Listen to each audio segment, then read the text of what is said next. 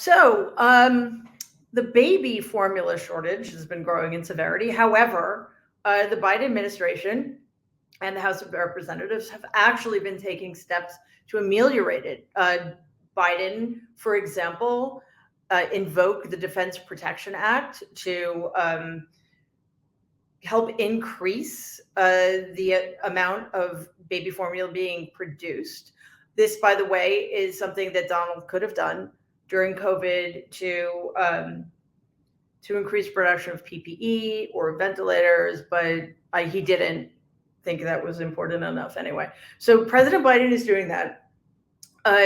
Two bills passed in the House of Representatives. One was, I believe, another bill to help increase production of baby formula. Another one was to provide something like $38 million, which, as somebody, I think it was Greg Sargent, said, you could find that in the couch cushions in the Department of Defense. $38 million for America is not a lot of money. And it was simply to, help increase accessibility, et cetera, et cetera. 192 Republicans in the House of Representatives voted against helping hungry babies get fed. That needs to be shouted from the rooftops. These are the same Republicans who, at the beginning of this crisis, were complaining that babies in facilities at the border, in other words, the babies of people who wanted to become immigrated to this country, they were complaining that those babies were being provided with formula, as if it's totally cool to starve babies simply because their parents want to become American citizens. These people are out of their fucking minds, and we can never, ever, ever let them get away with pretending they hate children, don't hate children. They do. Doug Mastriano, we talked about, Mehdi and I just talked about this. He just won his primary in Pennsylvania for the governorship. He's just off the charts, awful. He supported the January 6th insurrection. He has basically said, if a Democrat gets more votes in the presidential election, he won't care. He will disqualify that person, and he will give the 20 electoral votes that Pennsylvania has to the Republican candidate. And there's really nothing anybody can do about that because he gets to appoint the Secretary of State. This is also a person who is against abortion in all cases.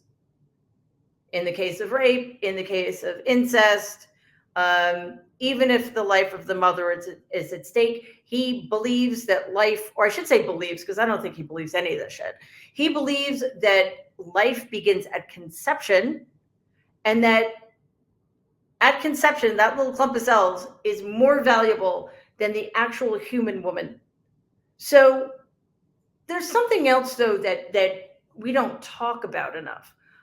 Abortion, in all instances, is a medical procedure, right? It's health care.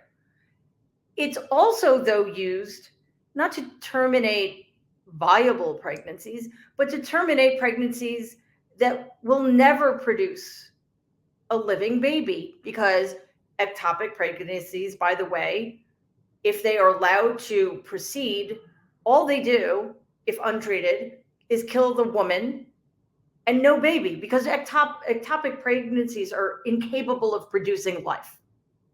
They're against abortion for ectopic pregnancies. They're against abortion if a woman has miscarried and, for whatever complicated reasons, her body is not naturally able to go through the labor process and therefore would need an abortion. These people, we give them way too much room to lie and to co-opt language. We've got to stop saying pro-life. They're anti-choice. I think we even need to come up with something better. And I suddenly hear people saying, they only care about, the child from birth, from conception to birth. No, they don't.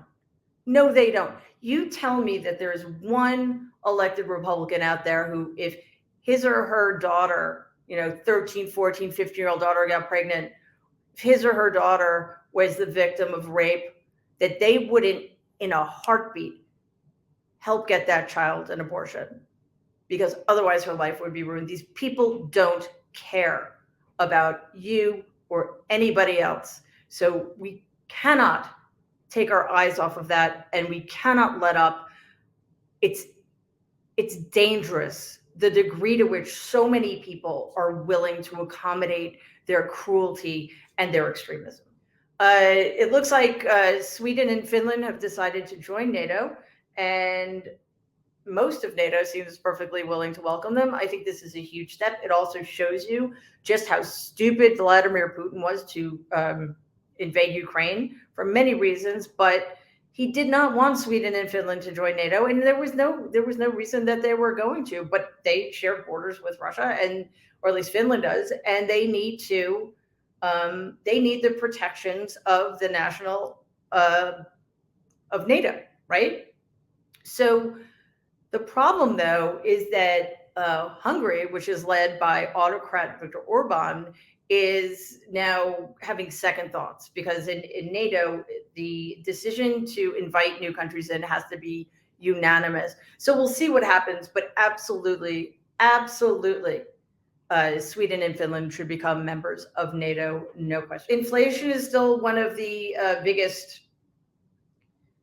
problems that American citizens think is the most important problem, which drives me crazy, because there's literally, I mean, it's okay to think it's a serious problem, because for a lot of people it is, especially since we don't pay people living wages in this country. However, there's nothing that the president of the United States can do about it, just as there's nothing he or she can do about gas prices. I don't know why I said she. I guess I'm being hopeful. So it doesn't surprise me that that's still at the top of the list, but also, according to certain news reports I've seen, the American concern for polarization and gun violence are also climbing up the list, as is, by the way, the overturning of Roe, and that gives me hope, because I think more than anything, the Supreme Court's overreach in that area will galvanize the younger generation, as Mehdi and I were saying. So I'm happy to see that people are paying attention. We also have seen that great replacement theory is entering the mainstream. You know what? It's been the mainstream. The Republican Party is the party of white supremacy.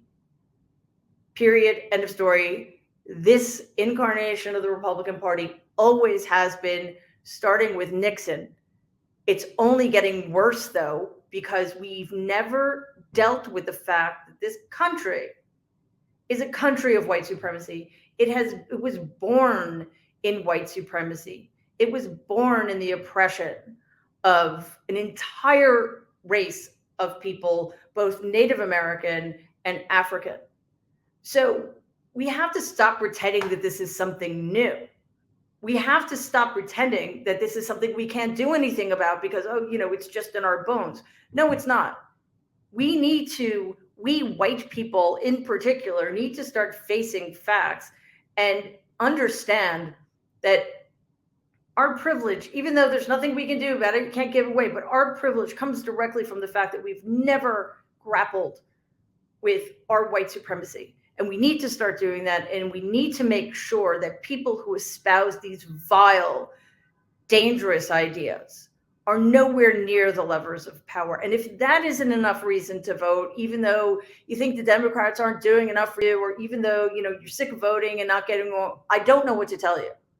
Because this country will become an autocracy in which the conditions for people of color and women will continue to get worse and worse and worse. And if that's not enough to convince you to vote, I don't know what else to fucking tell you. Okay? Sorry. It's been a long week. I cannot believe everything that has gone down this week. And as I said to Mehdi at the beginning, it all feels like it's of a piece.